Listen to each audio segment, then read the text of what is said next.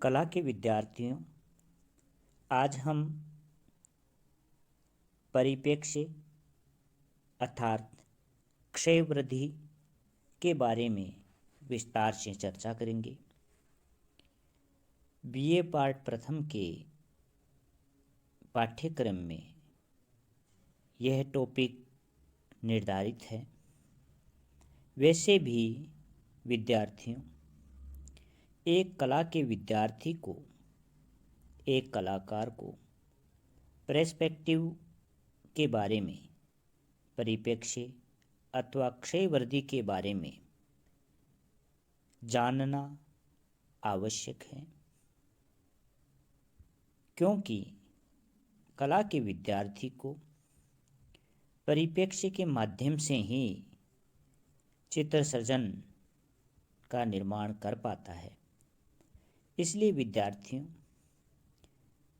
यह टॉपिक आप सभी के लिए आवश्यक है। राजकीय महाविद्यालय किशनगढ़ से मैं डॉक्टर पवन कुमार जांगीड़। तो आइए विद्यार्थियों, हम आज बात करते हैं कि ये कला के अंतर्गत परिप्रेक्ष्य अथवा क्षयवृद्धि क्या है, पर्सपेक्टिव किसे कहा जाता है और इसका सृजन किस प्रकार किया जाता है। विद्यार्थियों, इस चित्र में आप देख सकते हो, यह केवल एक परिप्रेक्ष्य का ही कमाल है। आप इसमें देखो, ऐसे लगता है कि जैसे दूर जाता एक बिंदु एक निश्चित कोण पर मिल जाता है। विद्यार्थियों, ये सभी जानते हो कि कागज जो है वह द्विआयामी होता है, अर्थात कागज पर केवल हम लंबाई और चौड़ाई दो ही आयामों को देख पाते हैं। विद्यार्थियों, उसके अंतर्गत गहराई नहीं होती है। एक कलाकार अपने इस माध्यम से, परिप्रेक्ष्य के माध्यम से इस प्रकार का भ्रम उत्पन्न करता है और यह लगता भी है कि जैसे उसके अंतर्गत यह गहराई प्रदर्शित हो। इसलिए विद्यार्थियों, परिप्रेक्ष्य अथवा क्षयवृद्धि वह वैज्ञानिक सिद्धांत है जिसके द्वारा द्विआयामी चित्र भूमि पर, यहाँ पे आप ध्यान देना, द्विआयामी का अर्थ है जिसके दो आयाम हो, लंबाई और चौड़ाई। तो द्विआयामी चित्र भूमि पर रूपाकृति को त्रिआयामी प्रभाव दिखाती हुई, अर्थात हम तीसरे आयाम को दिखाते हैं और दिखाते हुए ठोस व परमाणु युक्त बनाया जाता है। इस विधि में आकृति का कुछ भाग अदृश्य अर्थात क्षय हो जाता है और कुछ भाग वृद्धि अर्थात बढ़ जाता है। इस प्रकार विद्यार्थियों, ये क्षय वृद्धि है। क्षय वृद्धि वास्तव में एक प्रकार का वैज्ञानिक ढंग है जिसकी सहायता से ठोस आकारों को समतल सतह पर, यहाँ पे ध्यान देना, बिल्कुल समतल सतह पर इस प्रकार अंकित किया जाए जिससे कि उसका रूप आकृति की तरह ही ठोस और परमाणु युक्त दिखाई दे, मानो उसे एक विशेष दृष्टि बिंदु से देखा गया हो। ऐसा करने पर आकृति के कुछ भाग अदृश्य हो जाते हैं और कुछ भागों में क्षय हो जाती है, जैसा कि आप इस चित्र में देख सकते हो। विद्यार्थियों, सामान्यतः हमारी दृष्टि प्रत्येक वस्तु को अंतराल में उस वस्तु की लंबाई, चौड़ाई तथा ऊंचाई तथा गहराई, इन तीनों आयामों को ग्रहण करती है। जब भी हम किसी वस्तु को देखते हैं तो हमारी दृष्टि है उस वस्तु की लंबाई, चौड़ाई और उसकी ऊंचाई और गहराई इन सब को ग्रहण करती है। लेकिन चित्रभूमि में तो मात्र दो ही आयाम होते हैं, लंबाई और चौड़ाई। इस चित्र तल पर किसी भी वस्तु के केवल दो ही आयाम हम प्रस्तुत कर सकते हैं अर्थात चित्रित कर सकते हैं। अब रही बात तीसरे आयाम की, क्योंकि उसमें हम लंबाई और चौड़ाई को तो दिखा सकते हैं, पर कागज पर, चित्रभूमि पर, अंतराल पर हम तीसरे आयाम अर्थात गहराई को कैसे बनाए।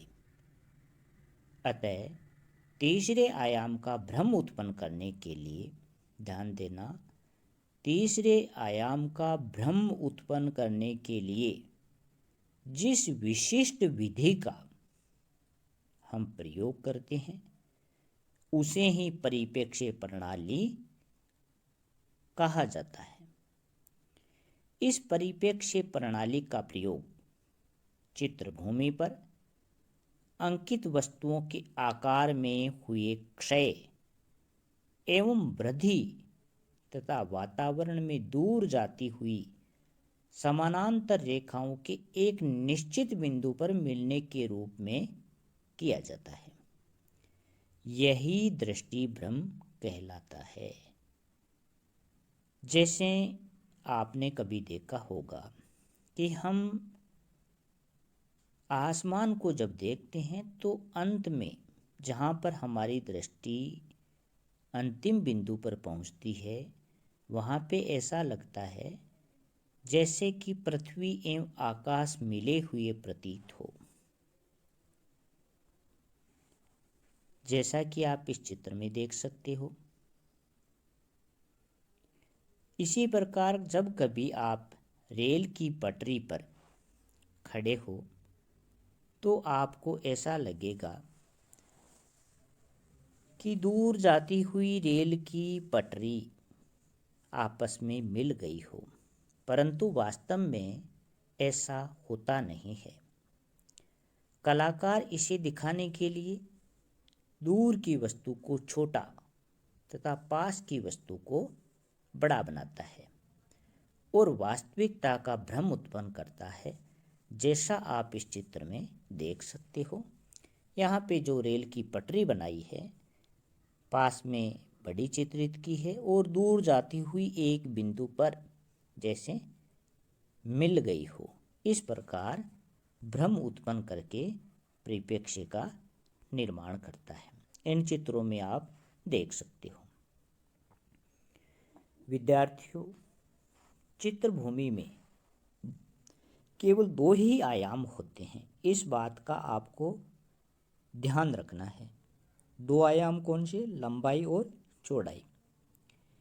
इस पर केवल किसी आकृति के भी दो ही आयाम प्रस्तुत किए जा सकते हैं, परंतु एक स्थिर बिंदु से ठोस आकृति को देखने पर उसकी सीमा रेखाएं तथा पक्ष भंग हो जाते हैं और इसी कारण वह हमको ठोस दिखती है।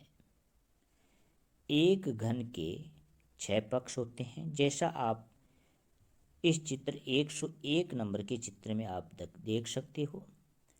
इसके अंतर्गत 6 घन आकार हैं और प्रत्येक पक्ष एक वर्ग होता है, परंतु जब उसकी आकृति द्विआयामी सतह पर अर्थात चित्रभूमि या कागज पर बनाई जाती है तो उसके केवल 3 पक्ष ही दिखते हैं। एक साथ में उसके 3 ही पक्ष दिखा सकते हैं और वे भी वर्ग की परिभाषा के अनुसार वर्ग नहीं होते। यदि इन 6 वर्गाकार पक्षों को पूर्ण दिखाया जाए तो वह घनाकृति का स्वरूप ही बदल जाता है, जैसा कि आप 102 नंबर के चित्र में देख सकते हो। अगर इन 6 घनों को हम एक साथ दिखाना चाहे तो इस प्रकार नजर आता है, उसका स्वरूप ही बदल जाता है। लेकिन 101 नंबर के चित्र में आप देख सकते हो कि चित्रकार ने इस प्रकार का भ्रम उत्पन्न किया है कि उसके घन अलग से नजर आते हैं। हमारी